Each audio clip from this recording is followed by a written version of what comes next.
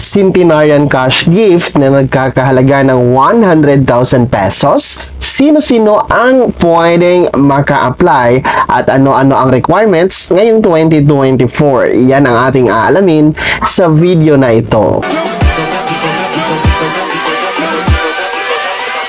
Hold up.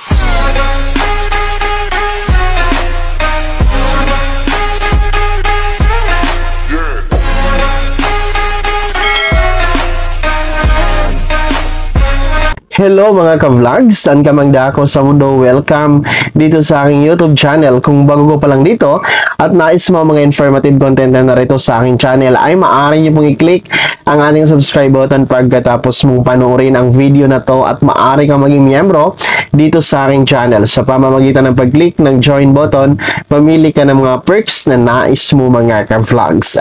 Hello po sa lahat ng ating mga Filipino senior citizen dahil ang paksa natin ngayon ay hinggil sa Centenarian cash gift na nagkakahalaga ng 100,000 piso or 100,000 pesos mga ka-vlogs. Since 2024 na ngayon, no, marami po ang nagtatanong kung ito ba ay talagang naibibigay ng gobyerno sa pamamagitan po ng OSCA at DSWD.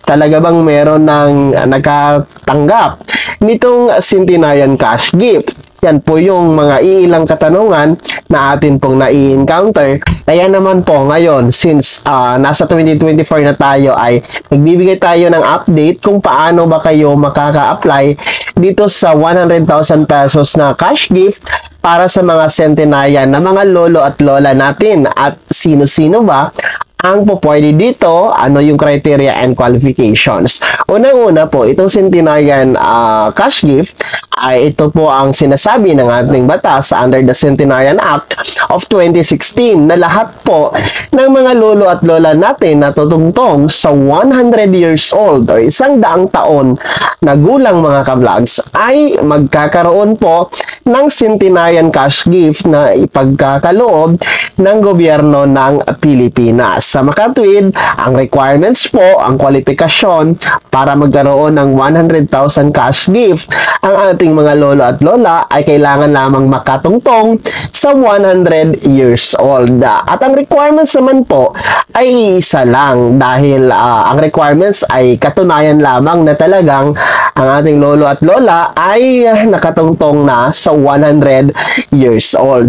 So, ang mga katunayan na ito ay alinman sa mga sumusunod. Una po, kailangan natin mag-present ng ating birth certificate. So, sa birth certificate, ay malinaw naman po na nakasaad ang mga detalye ng ating pagkatao, no? Yung mga impormasyon.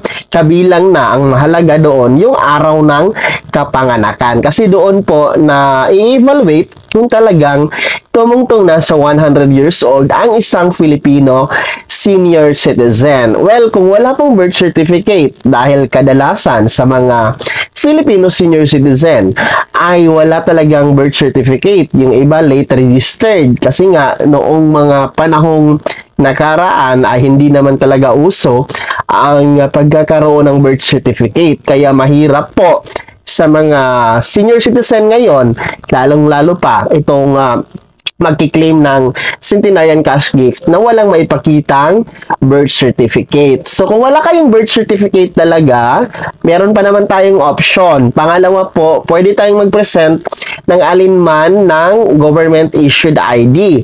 So, ang government-issued ID, it's either the Philippine Passport, the SSS UMID ID, Postal ID, Driver's License, any government-issued ID na meron pong nakalagay na petsa ng kapanganakan ninyo mga ka-vlog. So, kung walang birth certificate, pwede po one valid ID. So, yun lamang po yung requirements. Ngayon, paano nga po ba ang proseso?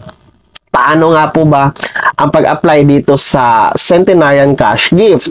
So, kung ang inyong lolo at lola na tutungtong na sa 100 years old, ay kailangan nyo po mag-apply sa inyong OSCA or the Office of the Senior Citizen Affairs na andyan sa inyong LGU. So pag sumitin nyo po ng aplikasyon sa OSCA, ay mag-fill up lamang po kayo ng Centenarian cash gift application. Kabilang na po yung birth certificate nga no? Photocopy, and then kung walang birth certificate is photocopy ng any government issued ID, mga ka-vlog. So, pag submit nyo po yun doon sa OSCA office ay hindi pa yun siya ura-urada na maa-approve kasi magkakandak pa po ng evaluation, magkakandak pa ng confirmation yung OSCA office personnel, no, na talagang kayo ay umabot na sa 100 years old, and ipapasa pa yun sa DSWD Regional Field Office to evaluate nga po dito sa inyong aplikasyon para makatanggap ng 100,000 pesos cash gift. And once po na napatunayan na kayo talaga ay centenarian na, ay maa-approve na po yung inyong aplikasyon. Well, si DSWD ay magno-notify kay OSCA and then kay LGU, ano, kung saan man kayong city or municipality kabilang, mga ka-vlog. So, si LGU ngayon ang pupunta na sa inyong bahay para ipagpaalam yung turnover or pagbibigay po ng centenarian cash gift, kasama na po yung ibang mga ibibigay, no? Kasama na yung petsa saan magaganap. So, yun po yung proseso. Paano tayo makapag-apply, no, nitong ating centenarian cash gift. Well, madali lang naman po ito, mga ka-vlogs, no? So long as kumpleto po yung requirements, you know, the birth certificate or the valid ID, no? Madali lang naman po yan i-process, no? At least mapatunayan man lang na kayo talaga ay centenarian na. So sa ngayon, mga ka-vlogs, no, ano ba ang mga matatanggap ng ating mga centenarian Filipino senior citizen? So once na meron na pong approval na napatunayan na kayo ay centenarian, ay magkakaroon na po yan ng turnover ng inyong mga matatanggap. So ano-ano ang matatanggap? Unang-una, makakatanggap po kayo ng letter of felicitation mula sa Pangulo ng Pilipinas. Ang letter of felicitation ay isang sulat pagbati mula sa Pangulo ng Pilipinas sa inyong pagdiwang ng ika-100 kaarawan na umabot mo kayo sa 100 years old. 100 years old. And of course, pagkilala na din po sa inyong kontribusyon, no, sa ating lipunan, no, kabilang na po or sa pangkalahatan dito sa bansang Pilipinas. So, letter of felicitation. And then, pangalawa, makakatanggap kayo, yun nga pong centenarian cash gift na nagkakahalaga ng 100,000 pesos. So, naka-check po yan, mga ka-vlogs, no? It's either DBP or Land Bank naman po ang check ng ating gobyerno. So, depende na din po yan sa inyong DSWD Regional Field Office kung saang bangko po yan makiklaim. So, naka-check po yan at i-claim lamang po yan ng ating centenarian na lolo at lola, mga ka-vlogs, no? Kasama po ang kanilang mga authorized representative mula po sa kanilang pamilya. So, yun po yung matatanggap. So, yung sinasabi po nating letter of felicitation and then the 100,000 cash gift ay sinasabi po talaga yun sa ating batas under the Centenarian Act of 2016, mga ka-vlogs. So, that is the national program or national gift, no, para sa ating mga centenarian Filipino senior citizen. Pero maliban po pa kasi doon, mga ka-vlogs, ay nagbibigay rin po ang mga LGUs, no? Nagbibigay po ang mga LGUs ng kanilang sariling cash gift para sa kanilang constituent na nagdiriwang ng ika-100 taong kaarawan. So, merong mga ganon na mga city and municipality na nagbibigay po ng hiwalay ng 100,000 or ilan magkano man na cash gift yung ibibigay nila. So, merong mga LGUs, no? Particular, in Manila, Makati City, no?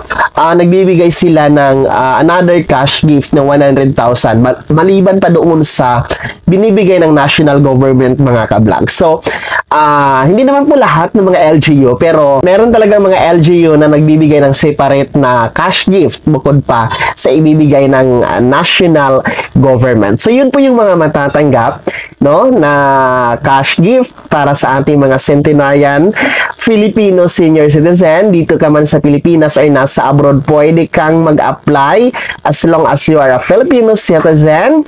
And then, mapapatunayan nyo po na kayo ay talagang tumungtong na sa 100 years old.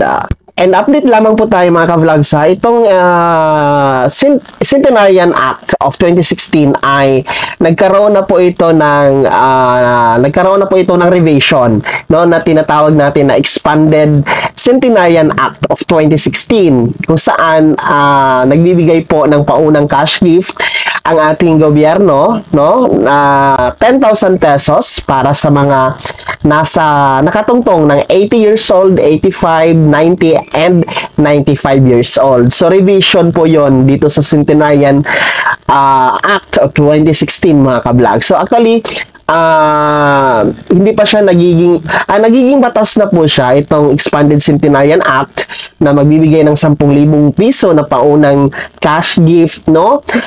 Pero hindi pa siya na-implement ngayon dahil wala pang budget. Pero we are hoping na next year, no, masali na ito sa 2025 national budget kasi kaka-approve lang naman siya mga ka-vlogs, no? Para lamang po ito sa mga 80, 85, 90, and 95 years old, exactly mga ka-vlogs. And pangalawa, meron po nakabinbin na panukala, no, revision pa rin po dito sa Centenarian Act of 2016, no, dyan sa Kamara, na kung saan instead of 100,000 pesos na ibibigay sa mga centenarian na lolo at lola, ay gagawin na itong 1 million pesos.